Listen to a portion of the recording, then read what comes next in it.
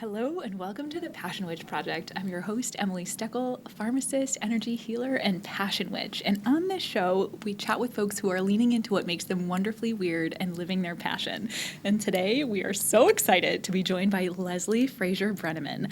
She is a myofascial, an expert-level myofascial release therapist, and also the owner and operator of Rivermead Retreat, which is a magical place that I hope will also become part of this conversation in addition to your work. Welcome, Leslie. Thank you. Thank you for having me. This is so exciting. I'm honored. Before I tell our viewers how we met, which I think is a fun story, It is fun. I'm going to ask the question I ask all my guests to start. Okay. And I'll preface this by saying, you don't have to have an answer. No pressure. And you're allowed to change your mind. Okay. But if you could be the best in the world at one thing, what would it be? I don't have an answer. Yeah, I it's think okay. just the only thing I can be good at is me. Yeah. Yeah. What does the fullest expression of Leslie look like or feel like or sound like, or are there glimmers that? Well, it's interesting because I actually had a conversation about this earlier about doing kind of there's lots of things that we do. We do a dance around, you might be, myofascial releases is the big thing that I do. It's the thing that people come to me for. Yeah. But then there's the sound baths that I do, and then there's cacao ceremony that, sailing I love to do. Yeah. But there's different things in the healing realm. There's the psychic intuitive, bits. There's there's so much more. So doing the one thing, doing it really, really well, and then letting all of the other things dance around the table with it, I think is... That is a really interesting way to put it, having them dance around the table. Yeah. Have you ever heard of constellation thinking or polymathic thinking? No. It's this interesting concept. There are several people throughout history who have earned the title of polymath. Someone else has sort of applied it to them, people like Da Vinci or Hildegard von Bingen, or, various figures. I think some people would say Elon Musk is. Oh gosh. I know, yeah. But it's people who think in this sort of constellation way where you have several sort of pockets of curiosity or passion or even genius, we could say, that when you connect the dots, the picture, it's it's a fuller kind of Yeah, that makes sense. Yeah. And that is kind of what I feel like you pluck, and it's I also kind of combine it with the toolbox thinking of if somebody comes in, it may be that they need to sit and talk, they may need a hug, they may need tarot reading, they may need energy work, they may need off the body work, they may need Reiki, they may need, it's whatever's in the toolbox that's going to be the most helpful for them. Yes, exactly. Yeah.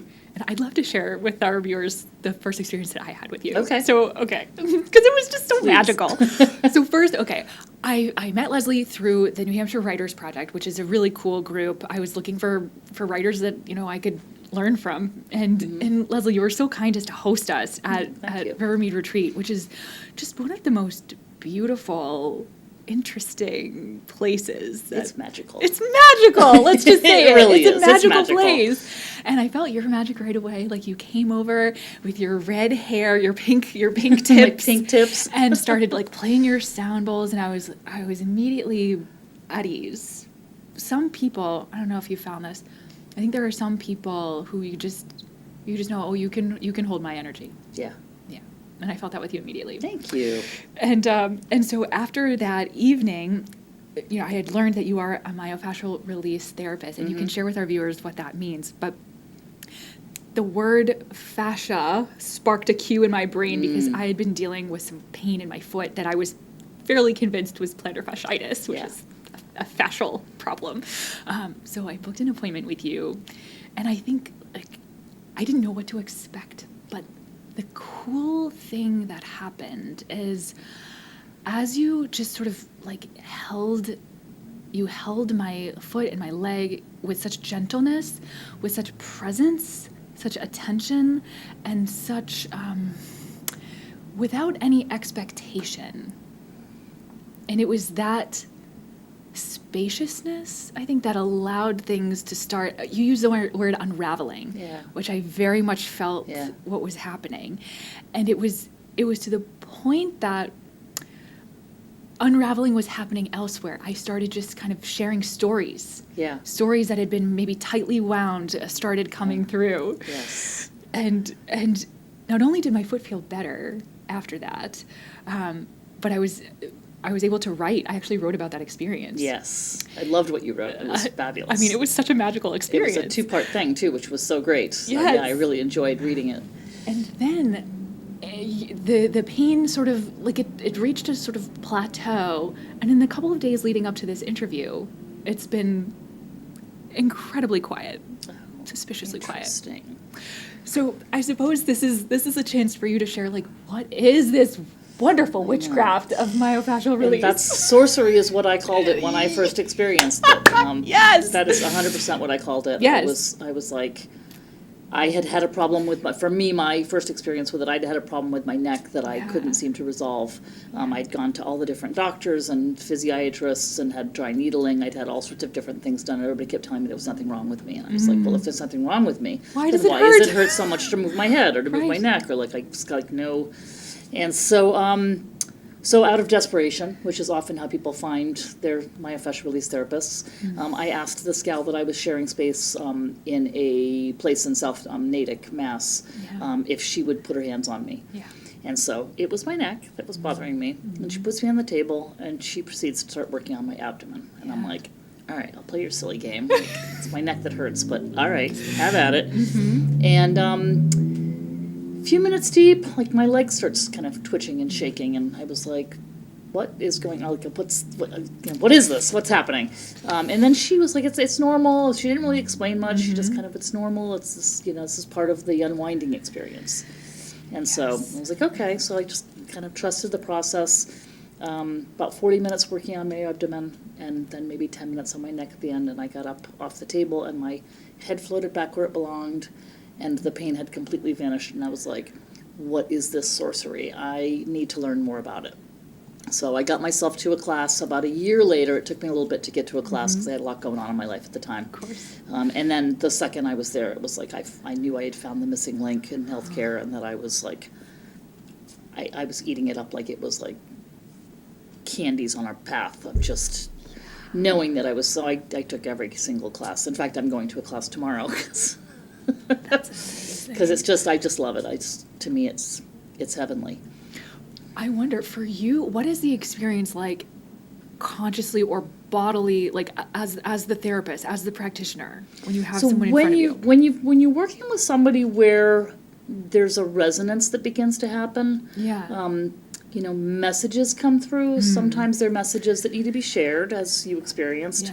But sometimes it's, I don't know if it's my guides or if it's just intuition or what it is exactly that's happening, but I just will be like, I'm kind of curious about like what's happening here or what's happening there. Or, like, I don't think it's about this, I think it's about that. And it's just kind of like this this map that your body kind of delivers. And when there's that quiet, when we get ourselves good and grounded, the messages come in of like to tell you where to go next, or what to look for, or what to feel, or to even begin to feel, to allow yourself to feel what's happening in a person's body, and that's when the magic happens for you, but it also happens for me as a therapist, because that's just that's gold. I love that when that happens. There's also people that come in and they have a very there's nothing wrong with it, but a fix me attitude of, I've got a frozen shoulder and can you please fix it? And that's, there's nothing to do with messages. It's just, it is what it is. And so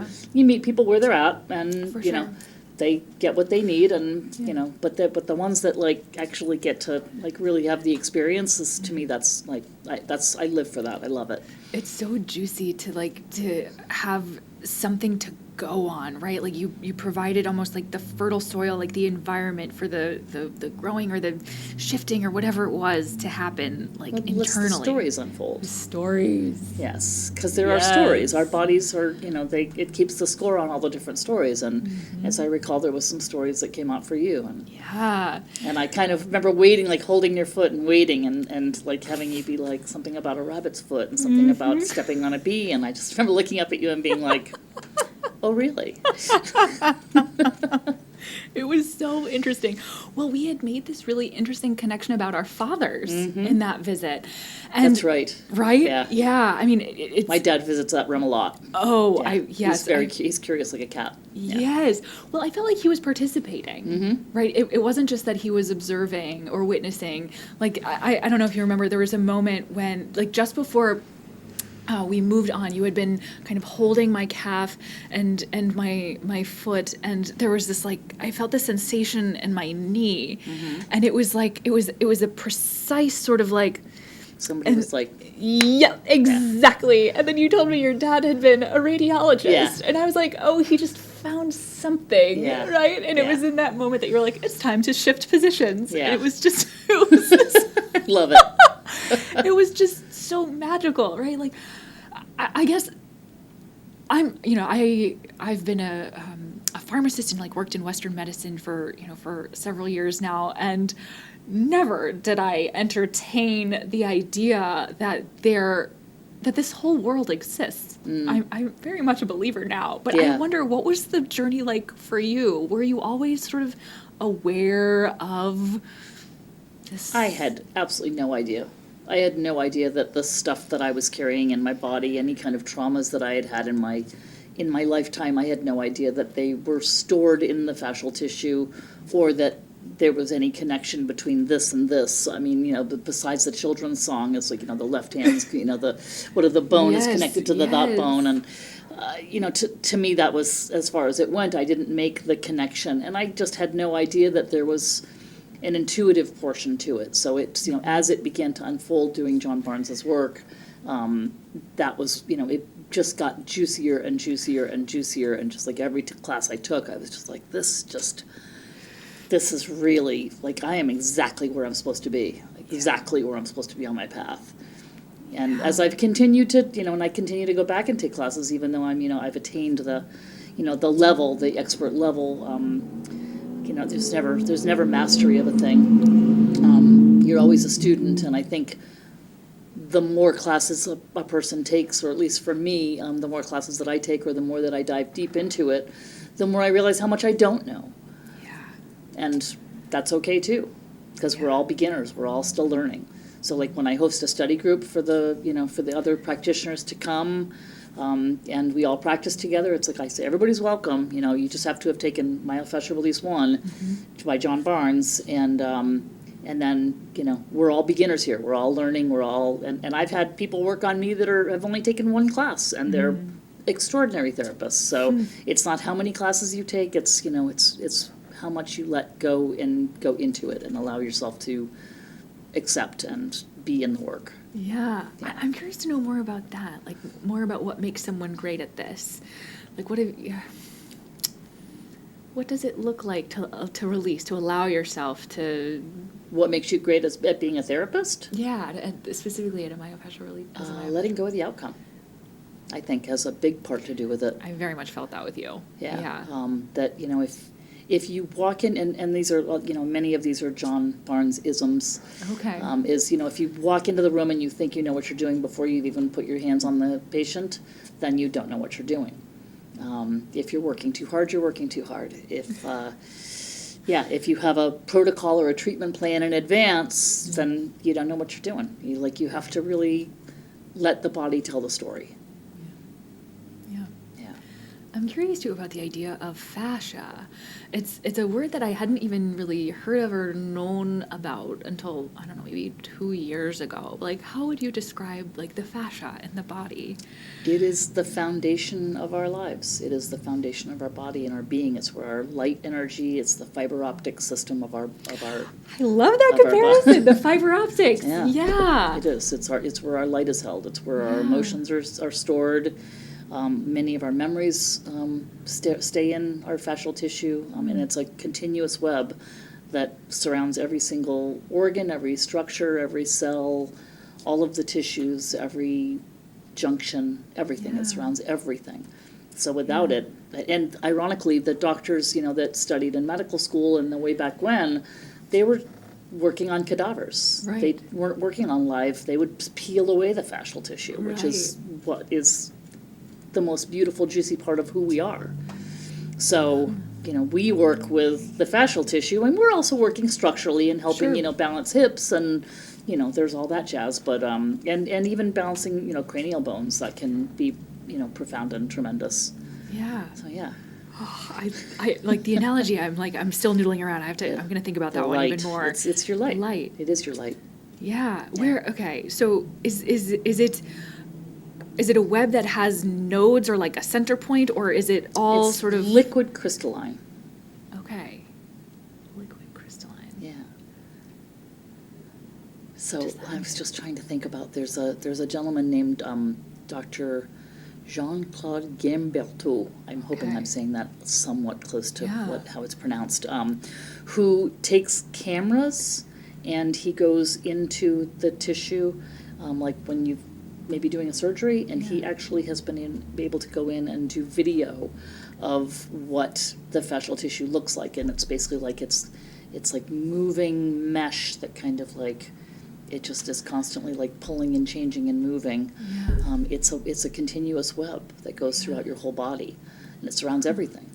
And so there's liquid in between it, there's little droplets of like crystalline on it. Yeah. And when it gets tied down, like when we have a trauma or when we have an injury, it gets solidified in that area, and then that pulls on everything else. So, you could have an injury here and then have it pull all the way up into here. You could have a tight jaw because you've been clenching because you're stressed out, and next thing you know, you're having a hard time hearing, or your throat is really bothering you, or it's coming down into your chest. Yeah. Could be pulling on your breast tissue. I mean, it's everything. It's everything.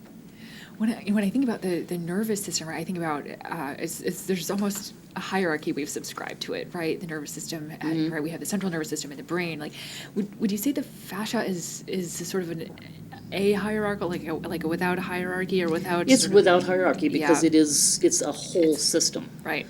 I mean, it used to be said that the skin was the biggest organ. No, it's the fascial tissue. It's the biggest. Yeah. That's so fascinating. Yeah. And it's so fun to work with. It's got so much, it's so juicy. Yeah. Yeah. Oh God, I love that. Okay, I have so many questions, but I'm also curious. The place where you grew up, like you said, a magical place. It is magical. Rivermead. Tell me a little bit about this location Yeah, and what it means for you. Yes. So my mom manifested it way back in the day in 1970. She would drive past the house with us kids, my brother and I, on our way to see my dad's brother, and in the harbor. And every time she drove past this house, she'd be like, "God, I love that house. I love that house. I want that house. I love that house. I really love that house. Really, I want that house." Of course, you say things enough, Right. you manifest I mean, it. So one day she absolutely. drove by and there was a for sale sign parked out front. So she put the bid in and, bought it for a song back then in 1970. So we moved in 1970, Yeah. and it was it's a farmhouse that was built in 1750. So it was it's got all sorts of It's older than our country. it carries some vibration from Yeah. other eras and other people and other times. And it sits on 7 acres of land overlooking the York River, with actual river frontage, and then field and a golf course across the way, so the views are Preserved. unparalleled. They're beautiful, and they're preserved because it's the field, 5 acres of it are in a conservation land trust, so no one's ever going to build there. What you see when you look out, that besides the continued growth of trees and such and shrubs, it's going to stay the same, and it's just beautiful. So I feel like it's, I think it's got the mystique and the power of all of the people, the energy of people that have lived there before us and that have farmed the land. It was a sheep farm at one point. Really? Yep. So when you think about that barn that we were in, Yeah. the barn that we are getting ready to convert into a livable space, that was the first building that was built on the property, and they were sheep farmers, so they had to have someplace to put their sheep, and for them to live while they were building the house, and then they built the garage to go with it. So, yeah, so the whole property is just I just find it to be a very magical place. Yeah. And I took it back over. I took it over. I mean, it was in my family from 1970, but I took it over in 2012 2021, when my mom passed, and she left it to my brother and I, and so he sold me his half for a reasonable price, very reasonable price, and because he knew that I would do something really special with it. Yeah. So I've been working really hard to bring it into the next century, Yeah. pouring a lot of tender, loving energy, time. I would say blood, sweat, and tears, but it's like, I mean, sure, I cry over it sometimes, but it's, and not so much the blood, but but definitely a lot of care, a lot of tender, loving care, and just massaging it into the next century, to bring some modern amenities into it, as well as just make it a comfortable place to be, and to preserve it, and to, fix up the barn so that it's not falling down, replace roofs so they're not caving in and leaking all over the place. Just making it a special place that people can come to. Yeah. It's so interesting. I didn't know that it was a sheep farm at one point. Yeah. It's funny. Have you ever been to the Sunapee Craft Fair in New Hampshire? I don't think so, no. There's an artist, her name is Mary Iceland, and she paints sheep. Oh. And like the way she captures them, they have this luminous quality. They're extraordinary. I'll have to check it out. Oh, like her work is just. But I was talking to her about sheep, like I think it was last week when I went to the fair, and this idea that I think we've had perhaps a negative connotation associated with the word sheep, like followers, Oh, right? yeah. Where movies like Babe or like Sheep, Yeah. like if we treat the sheep as though it knows what it wants, Yeah. and our job is just to ask, Right. right? Like, what an interesting concept when you think about a shepherd. Right. It's just caring for. It's not leading or telling it what to do. It's just keeping it safe, keeping the herd Exactly. safe. Exactly. So yeah, that's interesting. Yeah. I wonder, does the word shepherd resonate with you at all?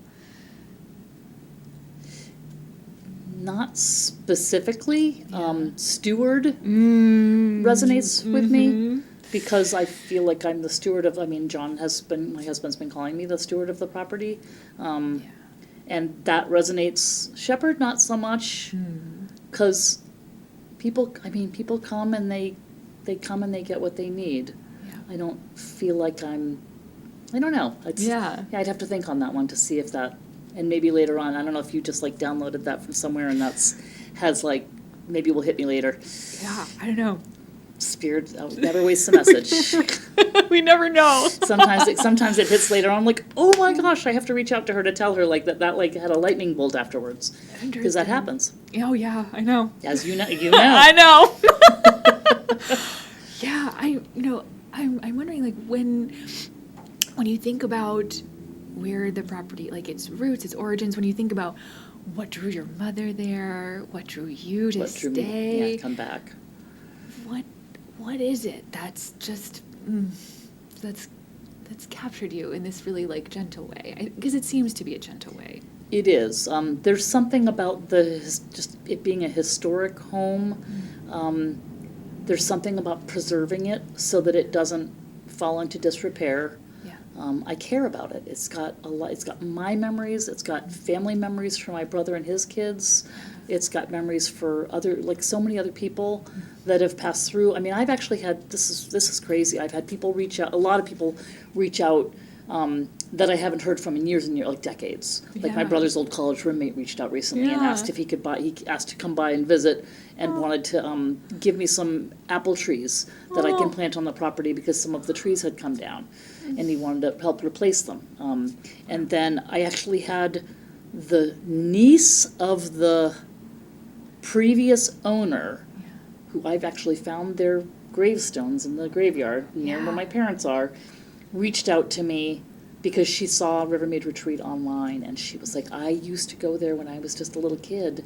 I've been to that house, and it's like, it just has a bit of intrigue, a je ne sais quoi, that is just, it draws people. People are just, and it certainly has captivated my passion and my care. I just tender loving care for it. Yeah. It's interesting how love can become part of let's call it the fascia, the meshwork of a place. Yes. Right? Yeah. Where you just maybe don't know how to describe it, but like you feel it. You just know. You just know. Yeah. Right? Yep. Yeah. Yeah. Oh, I'm excited to see how it continues to thrive under your stewardship. No, Like it's been very interesting to, like, it keeps on changing. Yeah. And it's ever evolving, and I keep thinking I've got it figured out, and then it's like, oh, wait, what if it's this? That actually feels even better. So it definitely feels like it keeps on evolving. Yeah. And I'm excited for that. Like, Yeah. excited to see the evolution under my care. Yes. It's interesting to think. I mean, it's funny, that night when we were assembled as a group of writers, I think for so many of us, our imaginations were captured by the idea of who had lived there, who was still there, right? Yeah. Like the stories. The spirits of the energy, the essence of people. Yeah. Buildings and things, items carry energy. Oh, yeah. Everything carries energy, so Yeah. energy doesn't dissipate. It gets infused into things and Yeah. into floorboards. So Yes. Oh, yes.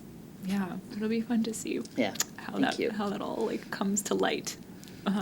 Good. Well, how can someone find you and your beautiful retreat center? So I'm in the midst of creating another new website. Exciting.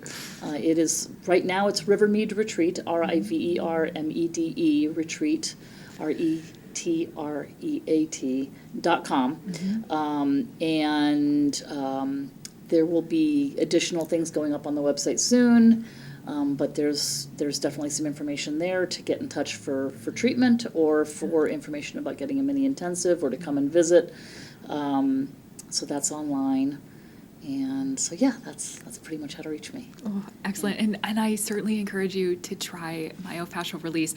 I went for a very specific physical complaint, but I suspect based on, again, how there were stories that had been sort of stuck in my subconscious that came to light, I suspect there are many things that would be relieved by your particular Not much modality. That can't help. Yes. Yeah.